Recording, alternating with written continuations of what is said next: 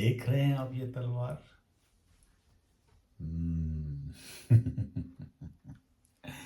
ये मैं आपको डराने के लिए नहीं दिखा रहा, बल्कि मैं आपको इसके बारे में थोड़ी सी बात बताता हूँ, खासियत इसकी बताता हूँ। एक तो ये कि कम से कम ये 3.5-4 किलो की है, तो इसके लिए आपके जो मसल्स हैं वो थोड़े मजबूत होने चाहिए।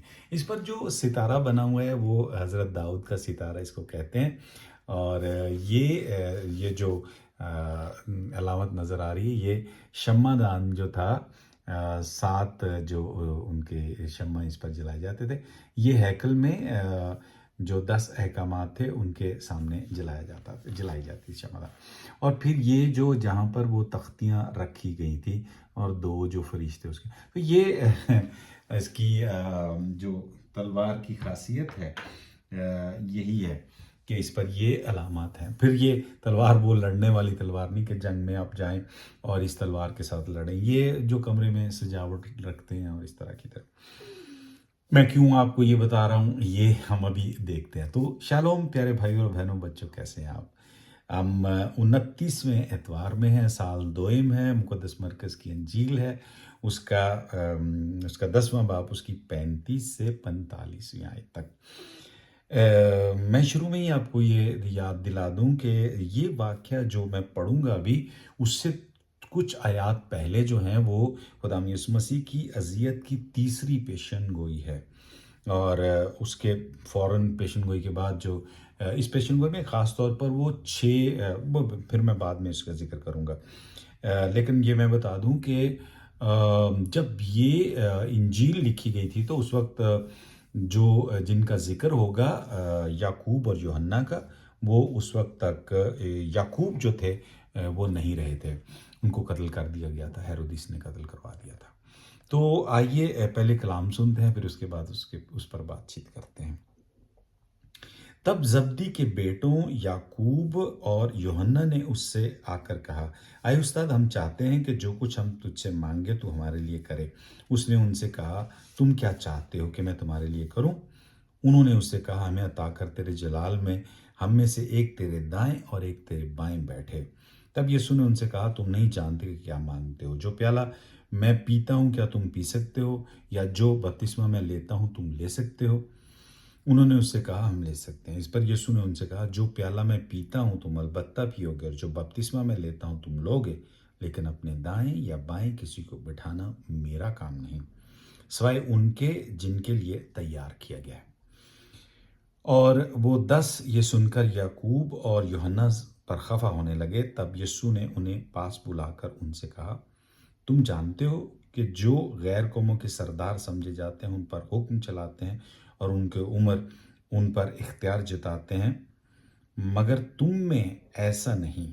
जो तुम में से बड़ा होना चाहे वो तुम्हारा खादिम बने, और जो तुम में से अव्वल होना चाहे वो सबका गुलाम बने। क्योंकि इब्ने इंसान भी इसलिए नहीं आया कि खिदमत कराए, बल्कि इसलिए कि खिदमत करे और अपनी जान बतेरों के बदले फिदिया में दे। इंजील मुक़द्दस के वसीले से हमारी तमाम खताएं माफ़ की जाएं। तो मैं आपको बता रहा था कि ये तीसरी बार है खुदा यीशु मसीह अपनी अज़ियत का जिक्र कर रहे हैं।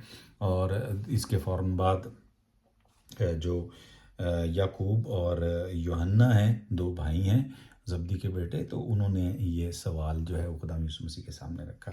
तो मैं ये भी आपको बता रहा था कि ये जब ये इंजील लिखी गई थी तो उस वक्त या हज़रत जो याकूब रसूल थे वो कत्ल कर दिए जा चुके थे, और उनको हेरोदिस अग्रिप्पा ने ये कत्ल करवाया था। तो ये वाक़या जो है उसके बाद जब लिखा गया, तो जब लिखा गया तब तक ये हो चुका था। मैं आपको ये भी याद दिला दूं कि जो पहली पेशन गोई थी, जब वो की गई पहली पेशन गोई, मतलब अज़ियत की पेशन गोई जो खुदा यीशु मसीह ने की थी, उस वक्त पतरस ने, मुक़द्दस पतरस ने खुदा यीशु मसीह का अपना प्रोग्राम तब्दील करने के लिए कहा था। और उनके साथ ऐसा कहा था कि शायद जैसे शैतान ने ये अल्फाज जो हैं वो खुदा यीशु मसीह के जहन में या मुंह में डाले हैं। اور اس لیے خدا یسوع مسیح نے اس نے خدا یسوع مسیح کو جھڑکا، اور پھر خدا یسوع مسیح نے اس کو جھڑ کر کہا تو شیطان ہے، تو پیچھے میرے پیچھے ہو۔ پھر دوسری جو پیشن گوئی کی گئی تھی اذیت کی، اس پر شاگرد اس موضوع کو نظر انداز کرنے کی کوشش کرتے تھے اور آپس میں بحث کرتے تھے کون بڑا ہے، کون اول ہے، وغیرہ وغیرہ۔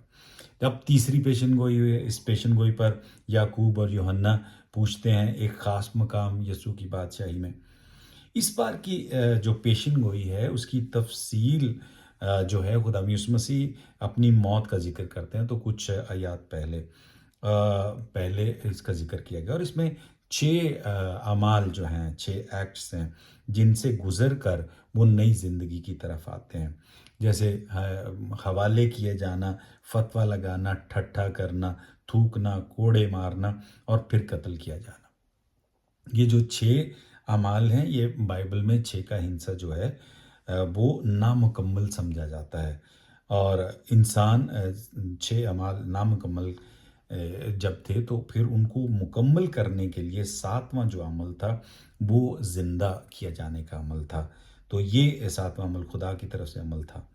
اور ان اعمال کے بعد شاگردوں کا رد عمل، خاص طور پر 2 شاگردوں کا، تو یہ واقعہ لوکا کی انجیل 18 باب میں تیسری پیشن گوئی کے بعد پیش کیا گیا ہے، جبکہ مقدس متی کی انجیل میں 20 باب اس کے 17 سے 28 آیت میں، وہاں پر جو ہے زبدی کے بیٹوں کی ماں کے حوالے سے یہ پیش کیا گیا ہے، اور وہاں پر وہ بہت ہی نرم الفاظ استعمال کرتی ہیں، جبکہ یہاں پر یہ شاگرد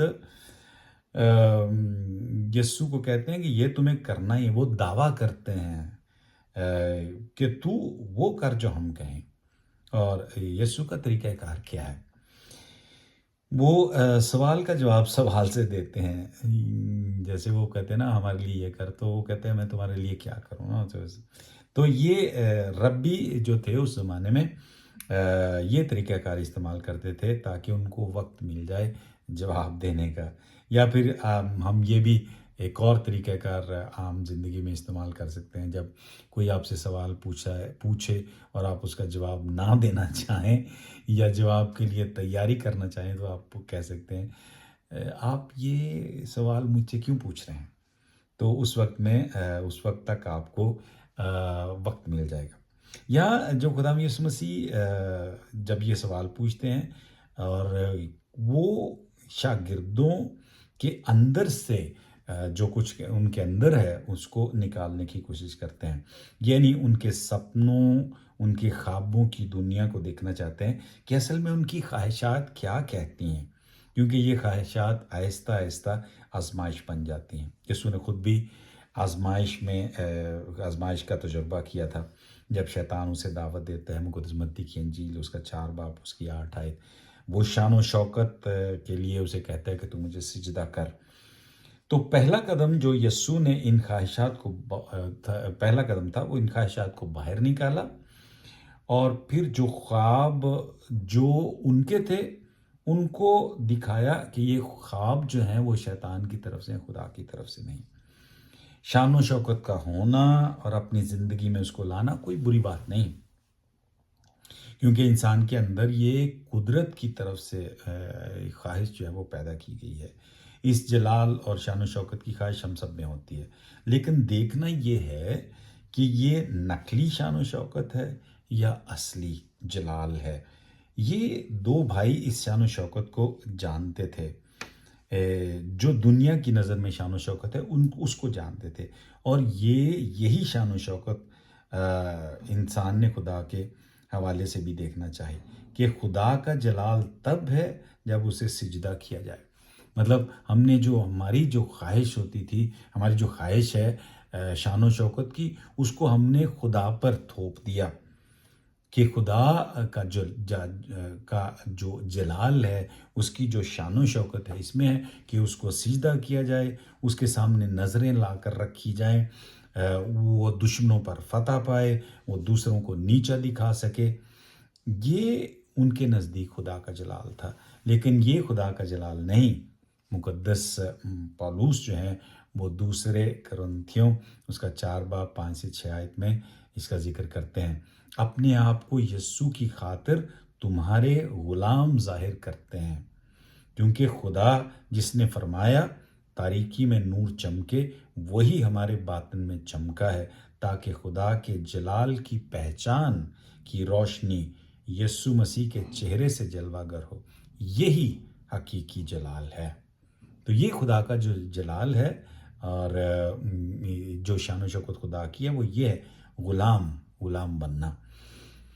اور جب ہم انسان جلال ڈھونڈتے ہیں، یہ جلال ہمارے چہروں سے مٹ جاتا ہے، یعنی ہم شان و شوکت جو ہے وہ ڈھونڈتے ہیں اور ہمارے جو چہروں سے ہے وہ خدمت اور جو غلامی ہے وہ مٹ جاتی ہے، وہ نظر نہیں آتی۔ دعا میں ہم اپنی خواہشات پیش کرتے ہیں، یہ جب ہم دعا کرتے ہیں تو اس میں ہم، لیکن اس کے بعد یہ سننا پسند نہیں کرتے کہ خدا وہ کیا کہتا ہے، خدا اس کے بارے میں، ہماری دعا کے بارے میں کیا کہتا ہے۔ اور یہ خدا یسوع مسیح نے کہا کہ اس نے ان دو شاگردوں کی جو ہے وہ دعا سنی، ان کی خواہش سنی، اور پھر اس کا جواب اس نے ان کو دیا۔ اور یسوع کا جواب میں تھا کہ حقیقی انسان وہ نہیں جو دوسروں پر حکومت کرے، بلکہ جو دوسروں کی خدمت کرے۔ یہ آسان نہیں سمجھنا، نہ ہی اس کو قبول کرنا اتنا آسان ہے، لیکن یسوع دعوت دیتے ہیں اور کہتے ہیں کہ وہ پیالہ یا جام جو میں پینے کو ہوں، مطلب جو یسوع کے ساتھ ہوگا، اچھا یا برا، کیا تم بھی وہی قسمت جو یسوع کی قسمت ہوگی اس کو اپنانے کے لیے تیار ہو؟ تو وہ ابھی تک جو خدا کی شان و شوکت، جو خدا کا جلال جو کہ خدمت اور غلامی میں ہے، اس کو نہیں سمجھ پا رہے تھے، اور دنیا کا جو جلال، جو اس کی شان و شوکت ہے، اس کو دیکھتے ہوئے انہوں نے کہا ہم کر لیں گے، ہم جو یہ جام جو تو جس کی بات کر رہے ہم پی لیں گے، ہم وہ بپتسمہ لے لیں گے جس کی تم بات کر رہے۔ جبکہ یسوع نے اس پیالے کا ذکر، اس جام کا ذکر گتسمنی باغ میں بھی کیا تھا۔ اس نے کہا تھا، اے باپ اگر ہو سکے تو یہ پیالہ مجھ سے ٹل جائے، لیکن میری نہیں بلکہ تیری مرضی پوری ہو۔ دوسرا عمل جو یسوع کہتے ہیں وہ بپتسمے کا ہے۔ بپتسمہ صرف تھوڑا سا پانی علامتی طور پر ڈال کر اور اس میں رس میں شامل ہو کر مسیحی بننے کی بات نہیں، بلکہ استباغ کا مطلب، بپتسمے کا مطلب ہے اندر ڈوب جانا۔ اور اس دفعہ جو خدا یسوع مسیح تھے وہ خون کے دریا میں ڈوب جاتے ہیں، جب وہ صلیب پر چڑھائے جاتے ہیں تو وہ خون کے دریا میں ڈوبتے ہیں، اور یہ موت تک گیا ان کا جو بپتسمہ ہے۔ تو خدا کا جلال جو مقدس یوحنا اس کے 12 باب اس کی 27 اور 28 اور 29 آیتیں ہیں، اس میں اس کا ذکر کیا جاتا ہے، باپ اپنے نام کو جلال دے۔ خدا کا جلال جو ہے وہ انسان کی بگڑی ہوئی حالت کو سنوارنے میں ہے، اسی میں ہی، اس میں اس کی کسی کی جان بھی اگر چلی جائے تو یہ اصل میں خدا کا جلال ہے۔ شاگرد ابھی تک اصلی اور نقلی جلال یا شان و شوکت میں فرق نہیں دیکھ سکتے تھے۔ دنیاوی شان و شوکت میں دائیں اور بائیں تخت کے بہت ہی اعلیٰ مقام ہیں، جب بادشاہ بیٹھتا ہے تو اس کے جو دائیں اور بائیں بیٹھتے ہیں وہ ان کے لیے بہت ہی اعلیٰ مقام ہوتے ہیں۔ لیکن یہ آپ کو یاد ہوگا کہ خدا یسوع مسیح کا جو تخت تھا وہ اس کی صلیب تھی، اور اس کے دائیں اور بائیں کون تھا، یہ بھی ہمیں یاد ہے، وہ دو ڈاکو تھے، وہ دو جو معاشرے میں برے گنے جاتے ہیں وہ تھے۔ تو جو دائیں اور بائیں ہوں گے وہ خدا باپ کے ہم شکل ہوں گے، اور وہ وہی ہوں گے جو خادم ہوں گے، اور یہ تحفہ جو ہے وہ کمائی سے نہیں آتا، بلکہ خدمت سے اور غلام بننے سے آتا ہے۔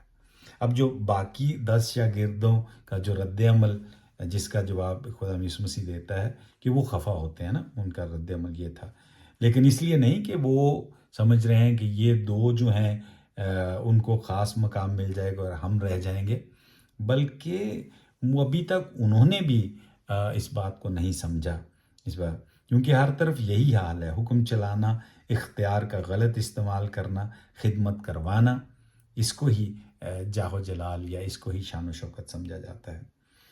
यसू के शागिर्द को अगर जलाल और शान व शौकत रखनी है तो उसको खादिम और ग़ुलाम बनना होगा।